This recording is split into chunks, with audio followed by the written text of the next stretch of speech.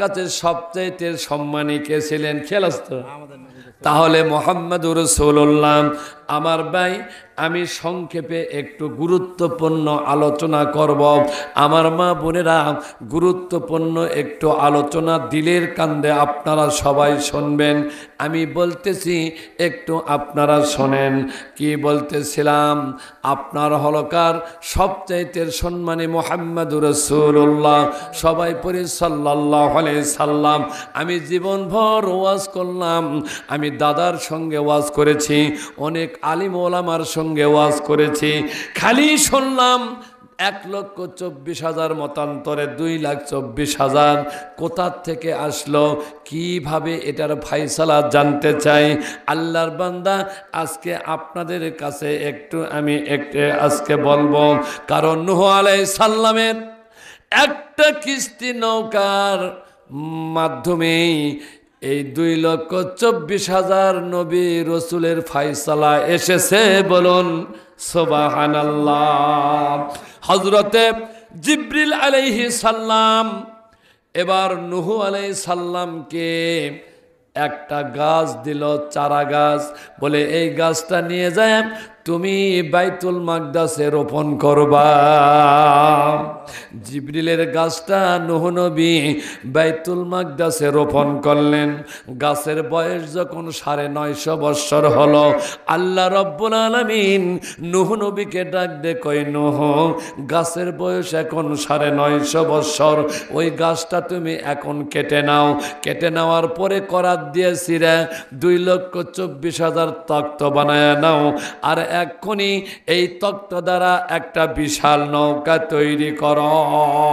আল্লাহ ডাক দেখো জিবরিল, ওই নৌকার প্রত্যেকটা তক্তাতে তুমি 2,24,000 নবী রসুলদের তুমি নাম লিখে দাও। জোরে কোন সুবহানাল্লাহ। লেখো, নাম লেখো, এই নাম লিখে দাও। আর নৌকার সামনে যে তক্তা থাকবে, নৌকাটা এই ভাবনা, দুই দিকে কিন্তু মোসা বলে তুমি ওই সামনের তক্তা নৌকার ওখানে লিখে দেবে মুহাম্মাদুর রাসূলুল্লাহ। জিবরিল ডাক দে কয়, আল্লাহ, জান্নাতের মধ্যে আমি নবীদের চার্ট দেখলাম, এই চার্টের নিচে লেখা আছে মুহাম্মাদুর রাসূলুল্লাহ, আর আমি কেন আজকে নৌকার সামনে উপরের তক্তাতে মুহাম্মাদুর রাসূলুল্লাহ লিখব? আল্লাহ ডাক দে কয়, জিবরিল, তুমি জান্নাতের দিকে তাকাও, জান্নাতের দরজায় আমার নামের পাশে মুহাম্মাদুর রাসূলুল্লাহ, ওই দেখবে জান্নাতের গাছের শাখা প্রশাখায় প্রত্যেকটা পাতায় পাতায় মুহাম্মাদুর রাসূলুল্লাহ, ওই জান্নাতে আরশের পায়ায় লেখা আছে মুহাম্মাদুর রাসূলুল্লাহ, সব জায়গাতেই মুহাম্মাদুর রাসূলুল্লাহ। জান্নাতি হুরেদের কপালেও লেখা আছে মুহাম্মাদুর রাসূলুল্লাহ। এই জন্য মুহাম্মাদুর আগার খোদা পয়দা না করতে, জমিন আসমান পয়দা না করতে, জিনাকে সৃষ্টি না করলে আসমান জমিন পাহাড় পর্বত খাল বিল নদী নালা কিছুই সৃষ্টি করা হতো না। সেই রসুলের নাম ওই তক্তের সামনে লিখে দাও। বলে কেন লিখবে? এবার জিবরিল বলে কেন লিখবে? আল্লাহ ডাক দে কয়, এ জিবরিল, যখন আমি আল্লাহ আমার গজবের তুফান যখন শুরু হবে, নৌকার সামনে যদি মুহাম্মাদুর রাসূল নাম লেখা থাকে, এই নৌকা কখনো ওই তুফানের গজবে কখনো নিমজ্জিত হবে না। জোরে জোরে কোন আল্লাহু আকবার। জোরে বলুন আল্লাহু আকবার। এটা কখনো আমার গজব যখন আসবে, কখনোই এটা হলো কার নিমজ্জিত হবে না এই নৌকা। এই জন্যই নাম লিখে দাও। আল্লাহর বান্দা, একটু আমার বাইরা ভালো করে একটু দিলের কান্দে আপনারা শোনেন। এই 1,00,000 24,000 মতান্তরে 2,24,000 নবী রাসূল সবাই, কিন্তু আমরা একটু ভালো করে জানি এই মুহাম্মাদের ওসিলা করে অনেক নবীরা বিপদে পড়েছিলেন। হযরতে ইউনূস আলাইহিস সালাম মাছের পেটে উদ্ধার পেল মুহাম্মাদুর রাসূলুল্লাহ নামের ওসিলায়, বলুন সুবহানাল্লাহ। আইয়ুব আলাইহিস সালাম 18 বছর কুষ্ঠ রোগেতে ভুগল, এই মুহাম্মাদের নামের ওসিলায় রোগ থেকে মুক্তি পান। আদম আর হাওয়া ওই সে আরাফার ময়দানে দুইজন আল্লাহর কাছে দোয়া করেছিলেন, কিন্তু দোয়া কবুল হয় না। যখন আদম বলল, এবার আল্লাহ জান্নাতের মধ্যে তোমার নামের পাশে একটা নাম, জানি না তোমার কোন বন্ধু, আজকের ওই বন্ধুর নাম নিয়ে আমি আদম আর হাওয়া দোয়া করি, আল্লাহ তুমি দোয়া কবুল করো। আল্লাহ কয়, আদম যাও, আমি তোমাদের দুইজনের দোয়া আমি কবুল করলাম। এই জন্য আরাফার ময়দানকে আদম সন্তানের জন্য গুনাহ মাফের ময়দান বলা হয়। লিল্লাহে তাকবীর। আল কোরআনের আলো কি হলো? আল কোরআনের আলো। নামাজ রোজা যেখানে, নামাজ রোজা যেখানে, লিল্লাহে তাকবীর। আরে শয়তানের কাছে ধাপরান, গলা একটু ছাড়া দেন আল্লাহর বান্দা।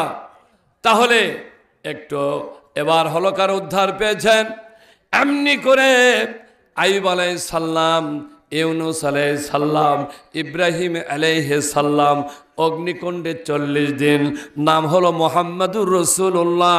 ওসিলা জোরে কোন আল্লাহু আকবার। ওই আপনার ইউসুফ আলাইহিস সালাম কূপের মধ্যে ছিলেন 40 দিন। ওই 40 দিন থাকার পরে ওনার আব্বা ওনাকে বলেছিলেন, ইউসুফ রে, তুমি তো দেখতে খুব সুন্দর, বইমাত্র ভাইয়েরা তোকে বড় বিপদে ফালাবে, তোর উপর অত্যাচার জুলুম অত্যাচার করবে। বেটা যখন তুই বিপদে পড়বে, আমি তোকে একটা নাম শিখাইয়া দেই, ওই নাম নিয়ে যদি তুই আল্লাহর দরবারে দোয়া করিস, আল্লাহ রব্বুল আলামিন তোরে বিপদ থেকে উদ্ধার করবে। জোরে বলুন আল্লাহু আকবার। আসুন আমার ভাই, আপনাদের কাছে কালাম কোরআন থেকে আমি ওয়াজ করতেছিলাম। ওয়াইজ ক্বালা ইউসুফ লিআবিহি ইয়া আবাতি ইন্নী রাআইতু আহাদা আশারা কাওকাবান ওয়াশ-শামসা ওয়াল কমারা রাআইতুহুম লি সাজিদিন।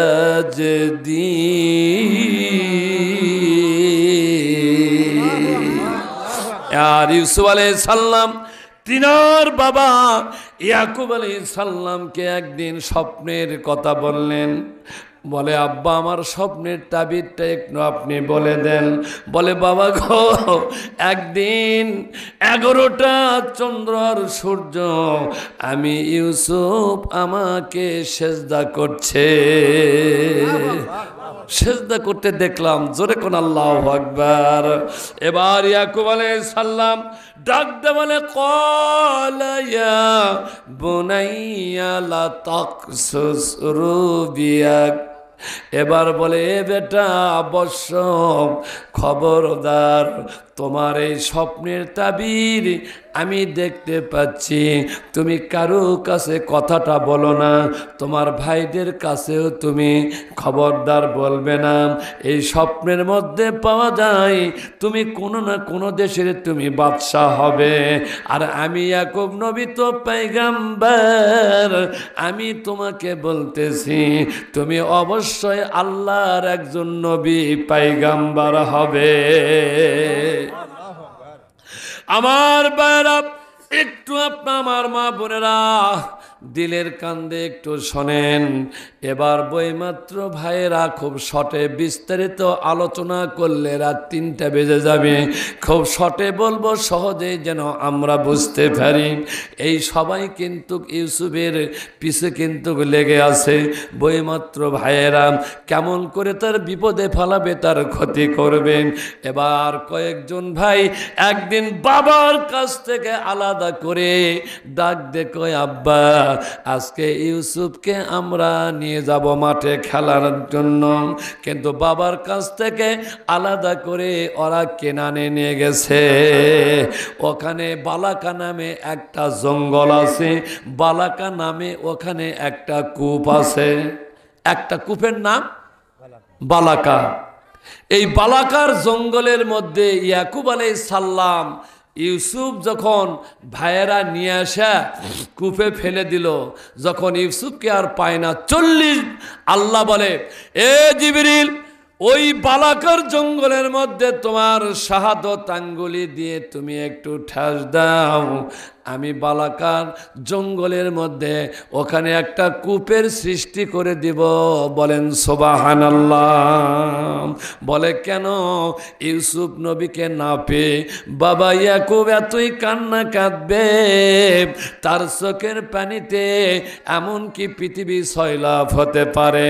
যার কারণে একটা তুমি ঠাস দাও, আমি কূপের সৃষ্টি করে দেই, ইয়াকুব নবীর চোখের পানি কূপের মধ্যে থাকবে। এই পৃথিবীর বুকে 5টা কূপ আছে। কয়টা? 5টা কূপ আছে। ভালো করে শোনেন। একটা হলো বীর ইয়াকুব, ইয়াকুব আলাইহিস সালামের যে কূপ। একটা আয়ুব আলাইহিস সালাম 18 বছর কেঁদেছিলেন, বীরে হলো কার আয়ুব। আর একটা আইনে সুলাইমান, বাইতুল মাকদাসে জিন পরীর দ্বারা যেটা খনন করা হয়েছিল, আজও আছে। আর একটা কূপের নাম হলো আপনার জমজম। আর একটা কূপ পূর্ব দিকে যাকে বলা হয় আবে হায়া। কিতাবের মধ্যে লিখতেছে যদি এই পৃথিবীর আটলান্টিক মহাসাগর সব কিছু যদি শুকে শেষ হয়ে যায়, একটা কূপের পানি দ্বারা যদি ওই সাগর পরিপূর্ণ করা হয়, তবুও কূপের পানি যার্রা পরিমাণ কমতি হবে না। কি সুবহানাল্লাহ বলবেন না? আরে জোরে বলেন না একটু সুবহানাল্লাহ।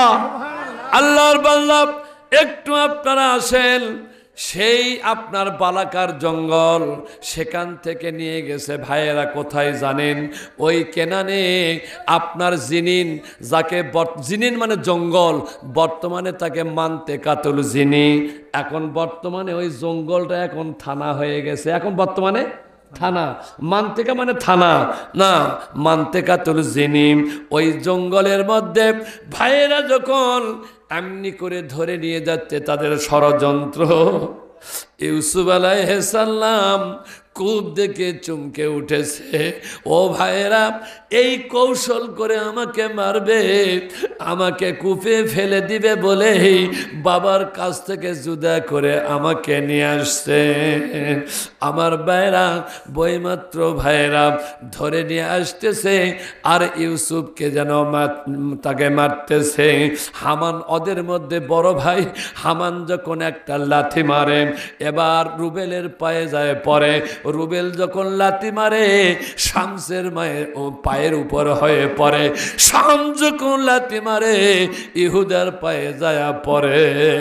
আর ইউসুফ করুণ করে এমনি করে কান্দে, আমি ছোট, তোমরা বড়,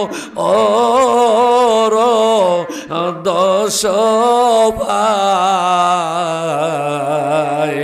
আমাকে যে মারো তোদের দয়া নাই।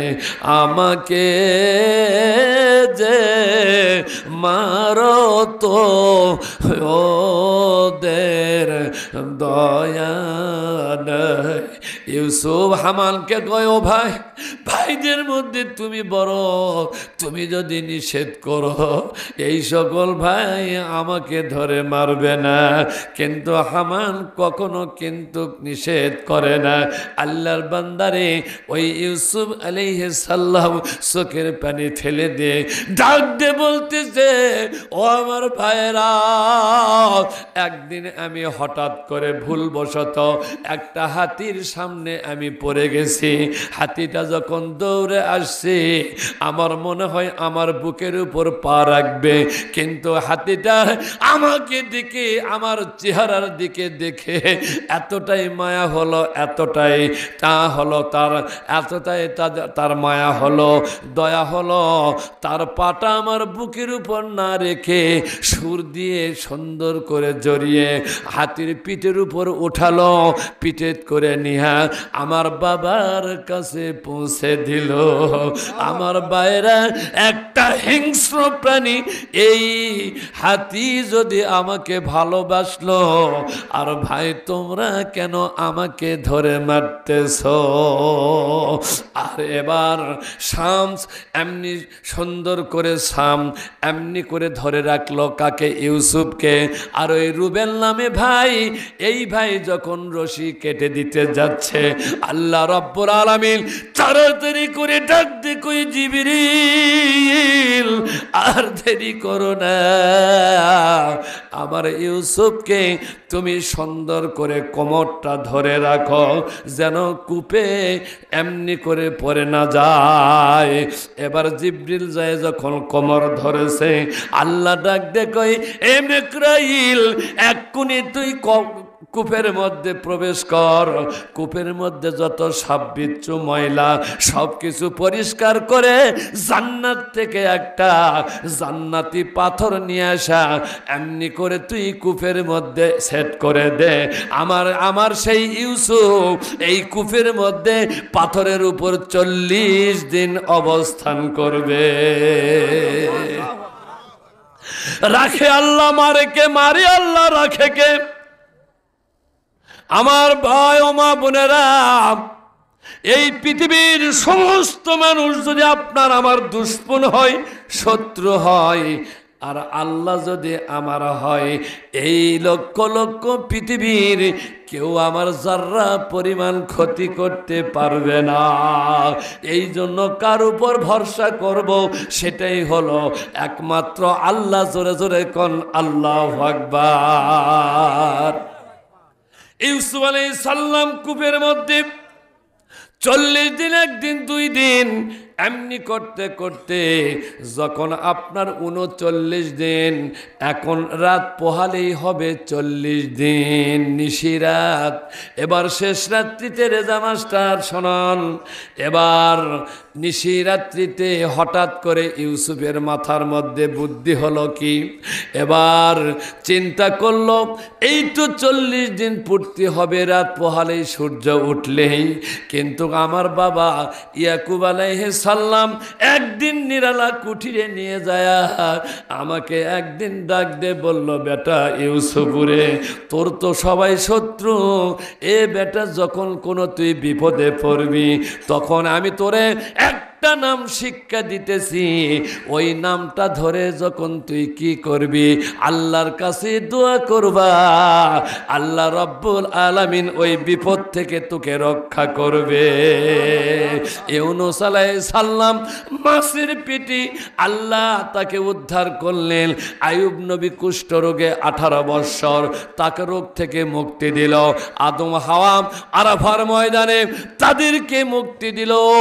আর এমনি করে ইব্রাহিম ওই অগ্নিকুণ্ডের মধ্যে তাকেও কিন্তু সেখান থেকে আল্লাহ মুক্ত করেছিলেন, কারণ একমাত্র ওসিলা মুহাম্মাদুর রাসূলুল্লাহ। নিশিরাত্রিতে এবার ফজরের নামাজের পূর্ব মুহূর্তে এবার ইউসুফ নবী আল্লাহর কাছে হাত তোলে, আল্লাহ, আমার বাবা বলেছিলেন আল্লাহ তোমার হাবিব তোমার বন্ধু মুহাম্মাদুর রাসূলুল্লাহ ওই নামের ওসিলা করে আল্লাহ তোমার কাছে দোয়া করি মাওলা আল্লাহ তুমি আমাকে হেফাজত করো। এমনি করে যখন দোয়া করেছে রাত পুয়ে গেছে, বেলা উঠে চলে গেছে। একটু শুনুন, দুপুর এখনো হয় নাই। এবার পারস্যে একদল বণিক পারস্যে হলকার মাল বেচা কিনা করে কেনান হইয়া কূপের পার হইয়া দামেস্ক ভায়া হয়ে ওনারা মিশরে যাবে।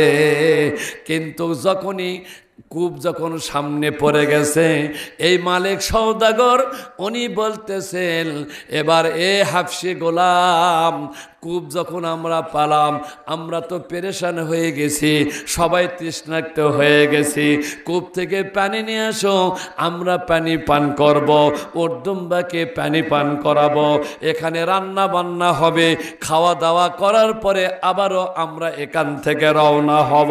হাফসি গোলাম কূপের পারে যখন পানি নিতে গেছে, রশি যখন কূপের মধ্যে নামায়া দেয়, আওয়াজ আসতেছে ইউসুফ,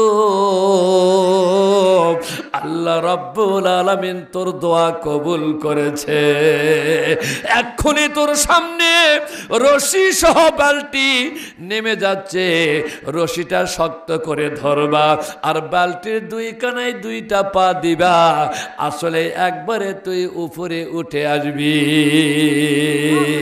তোমরা নৈরাশা হইও না রে দরবারে আল্লাহর, তোমরা নৈরাশা হইও না রে দরবারে মাওলার।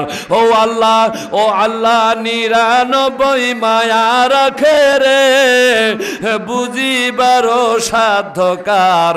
ও তোমরা নৈরাশা হইও না রে দরবারে আল্লাহ, ও তোমরা নৈরাশা হইও না রে দরবারে মাওলা। আসুন আমার ভাইরা, এবার যখন বালতি উপরে ওঠায়, ইউসুফ আলাইহিস সালামের সুন্দর চেহারা দেখে হাফসি গোলাম একদম বেহুশ হয়ে গেছে। আর বলেন না সুবহানাল্লাহ। যে জামানার যে নবী ছিলেন ওর চেয়ে সুন্দর কেউ ছিল না, বলুন সুবহানাল্লাহ। আর একেতে ইউসুফ আলাইহিস সালাম অতীব সুন্দর ছিলেন।